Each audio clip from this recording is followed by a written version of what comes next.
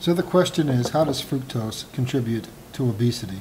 Consuming large quantities of fructose prevents the release of a hormone which signals the brain to stop eating. The result is overeating and obesity. With this in mind, there are only 8 items on the McDonald's menu that don't contain either fructose or sucrose. There are French fries, hash browns, chicken nuggets, salads, sausage, black coffee, Diet Coke, or tea. But if you add condiments, virtually all of these items, with the exception of the sausage and the Diet Coke, could theoretically contain sucrose or fructose. And the Diet Coke contains the equally harmful dietary supplement aspartame. Have you ever wondered what you're eating when you order chicken nuggets at one of the fast food restaurants? According to the circuit judge in the McDonald's lawsuit, he called chicken nuggets, quote, a Frankenstein concoction. They're made of something called poultry paste, which is made from scraps we used to throw away. Things like tendons and eyeballs are ground into a paste and bathed in ammonia to kill the salmonella and E. coli, and artificial flavoring and food coloring are added to make it look and taste like real food. To be fair to McDonald's, I believe that since that lawsuit, that McDonald's has got away from using poultry paste in their nuggets and now use breast meat. Soda is a major contributor to obesity in America. It is laced with sugar, salt, and caffeine, and over time the serving sizes have gotten increasingly larger. The slide that you're seeing shows how much weight a person would gain in a year if they had 1 soda per day of the various sizes shown. So for example, if you had 1 6.5 ounce soda per day, you could gain 8 pounds per year. If you had 1 10-ounce soda per day, you could theoretically gain 13 pounds per year. 1 12-ounce soda, 16 pounds per year. 1 20-ounce soda per day, 26 pounds per year. And 1 44-ounce soda per year would put on a whopping 57 pounds of fat per year. Moms, have you ever wondered why there are so many overweight and obese children?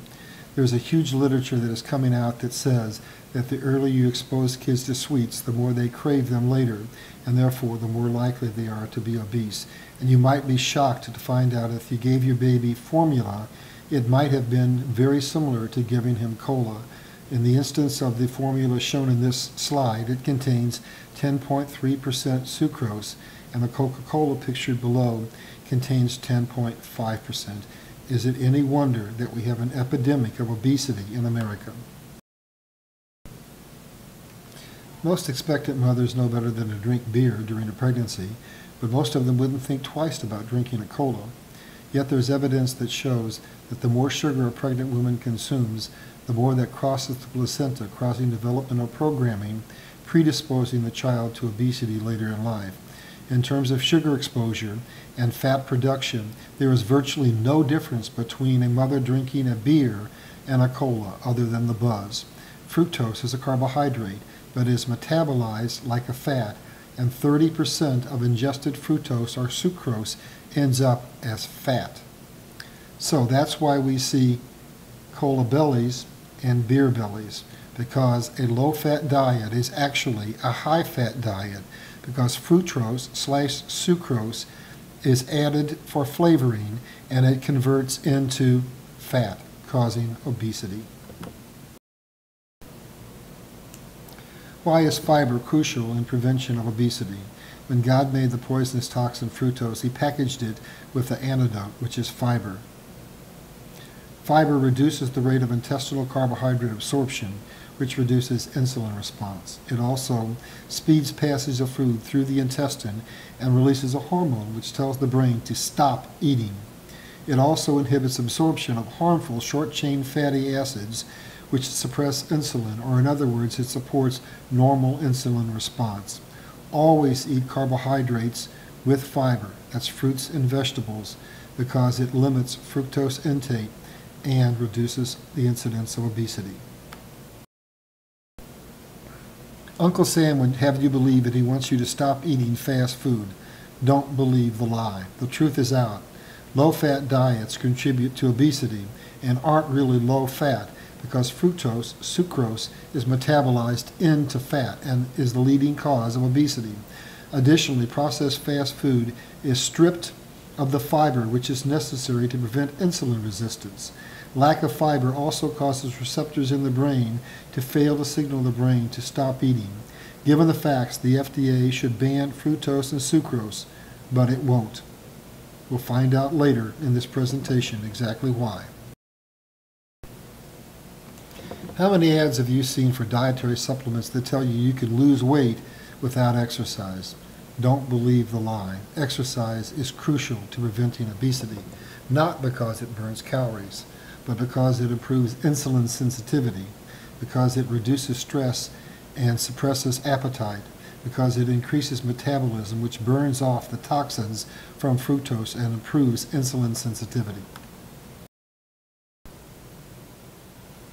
The regulations currently in place governing tobacco are also applicable to food. I quote, "Under the regulations governing food additives, it's required that additives be, quote, safe, defined as a reasonable certainty by competent scientists that, quote, no harm will result from the intended use. This is not the case with fructose-sucrose. Fructose-sucrose has been linked to obesity and a host of preventable diseases, so based on the government's own regulations, it is unsafe and should be banned from the market. But unless the American people rise up and enforce it, I can assure you the government has no intention to do so." You're about to find out how the FDA has absolved itself of any responsibility to protect the American people from harmful food. I quote, "A food shall be deemed to be adulterated if it bears or contains, quote, any poisonous or deleterious, meaning harmful substance which may render it, quote, injurious to health." Fructose, sucrose clearly meets the definition of a poisonous, toxic substance injurious to our health. Therefore, we would conclude at this point that it would be banned from the market. However, the next piece of legislation clearly shows us why it will not be banned. Quote, "Thus, under existing law, the agency, meaning the FDA, is charged with the responsibility of ensuring that consumption of high-fat and all other food products does not result in, quote, acute injuries, such as, quote, poisoning, and with preventing consumers from being, quote, misled, but not with the prevention of, quote, chronic diseases, even though its own regulations expressly postulate that the connection between such products and such diseases." If I paraphrase, it's okay to mislead the public and poison or injure them as long as they don't die immediately, so a profit can be made from their death. Mothers, the next time you're tempted to take your children to the fast food restaurant because it's easier than cooking at home, I urge you to think about whether or not you want to feed your children a diet that is going to lead to obesity and illness later in life. And as the next slide is going to show, it is no accident that our children are getting increasingly more and more and more obese. Yes, part of it is due to lifestyle, part of it is due to them leading sedentary lives, watching TV, playing with their Game Boys, but there is no question that most of it is precipitated by the foods that we have from our very infancy and before. If you haven't seen the documentary Supersize Me by Morgan Spurlock, I highly recommend it. In the making of the movie, Morgan ate McDonald's 3 times a day for a month, and the effects on his health were as follows. His cholesterol went from 165 to 225. He doubled his risk of coronary heart failure. His weight went from 185.5 pounds to 210 pounds, and his body fat went from 11% to 18%. His general well-being was as follows. He had mood swings, cravings and headaches between meals, reduced sex drive, depression and anxiety. If 1 month on McDonald's would do this to Morgan, then ask yourself what a lifetime of this type of diet would do to your children. As I said before, Uncle Sam wants you to stop eating fast food.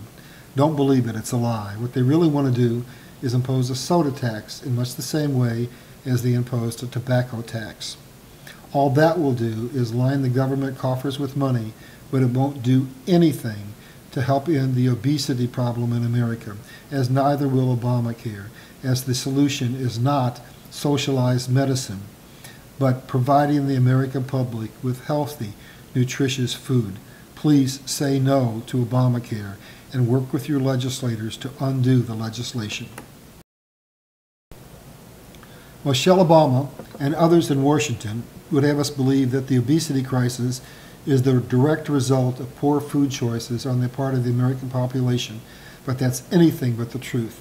The real cause of the problem is that the fast food industry and processed food industry have laced our food with salt, sugar, preservatives, and additives that are highly addictive. And that is the cause of the obesity crisis in America. The answer is to stop subsidizing harmful foods, in particular corn, and start subsidizing healthy fruits and vegetables. America is facing a serious health crisis, and the answer is not Obamacare. The answer is forcing the FDA and Department of Agriculture to stop representing special interest groups and start representing the interest of the American population. At this point, they have absolutely no intention to do that.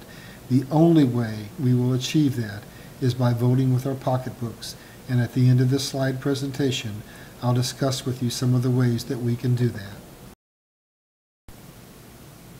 If you're interested in better understanding the science behind obesity, I recommend a documentary entitled Sugar, the Bitter Truth by Robert Lutze.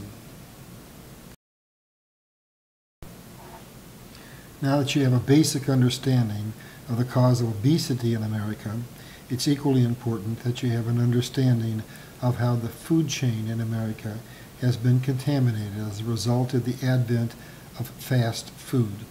In this regard, I recommend the documentary Food, Inc. by Robert Keener. The food industry wants us to believe that their products are all natural and that they come to us fresh from the family farm. I can assure you that is not the case. Driven by demand from fast food companies, chickens, cows, pigs, and all other livestock are now raised in a factory production line fashion where they're raised in cramped quarters, stand in their own feces, are given growth hormones, and in order to keep them from getting sick from the feces, are given regular injections of antibiotics. And this, as you will see in a second,